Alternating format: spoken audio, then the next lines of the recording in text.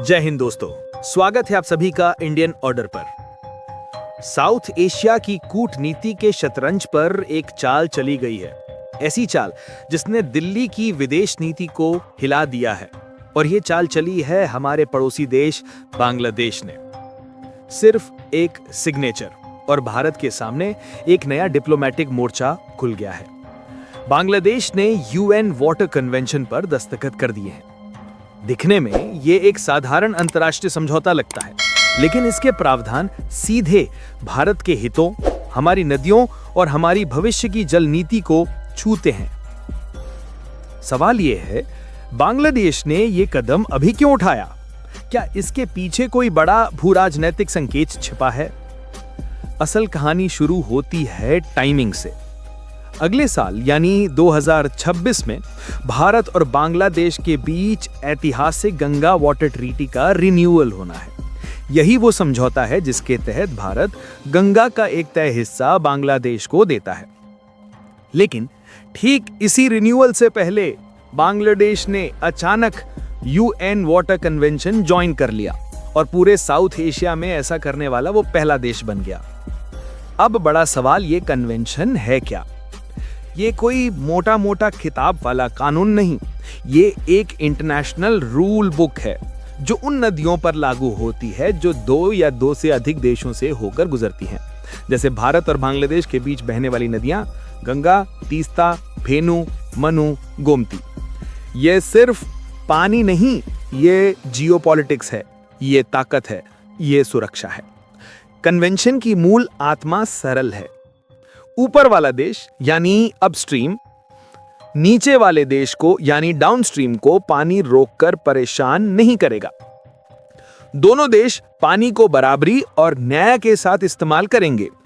और सबसे अहम, कोई नया डैम, बैराज या प्रोजेक्ट बनाया जाए तो दूसरे देश को पहले से बताया जाएगा, यानी सरप्राइज नहीं चलेगा। इतिहास दिलचस्प है। कन्वेंशन 1992 में यूरोप के लिए बना, 2016 में दुनिया के लिए खोल दिया गया। लेकिन भारत और चीन आज तक इसे साइन नहीं करते, क्योंकि दोनों को अपने पानी और अपने प्रोजेक्ट्स पर पूरा नियंत्रण चाहिए, कोई तीसरा दखल नहीं। यहीं बांग्लादेश की चाल गेम चेंजर बन जाती है। जब बड़े खिलाड़ी इस फ्रेमवर्क में नहीं हैं और बांग्लादेश ये कार्ड खेल देता है तो रिन्यूअल टेबल पर वो सिर्फ मेहमान नहीं बल्कि खिलाड़ी बनकर बैठता है। अब असली वजह समझिए, पानी की जमीनी हकीकत। बांग्लादेश में नदियां बहुत हैं, लेकिन उनका स्विच भारत और चीन के हाथ में है। ये देश पानी के लिए दूसरों पर निर्भर है। कभी बाढ़, कभी सूखा। 1400 में से 434 नदियां या तो मर चुकी हैं या मरने की कगार पर हैं। इसलिए ढाका ने सोचा, जब दो देशों की बातचीत से पूरा फायदा नहीं मिल रहा तो क्यों ना इंटरनेशनल प्लेटफॉर्म को बीच में लाया जाए। यूएन वाटर कन्वेंशन को साइन करके बांग्लादेश ने अपने हाथ में एक कानूनी ढाल ले ली है। अब अगर भविष्य में पानी पर विवाद हुआ, वो कह सकता है कि हम भावनाओं से नहीं, इंटरनेशनल रूल बुक से बात कर रहे हैं। भारत की स्थिति समझिए।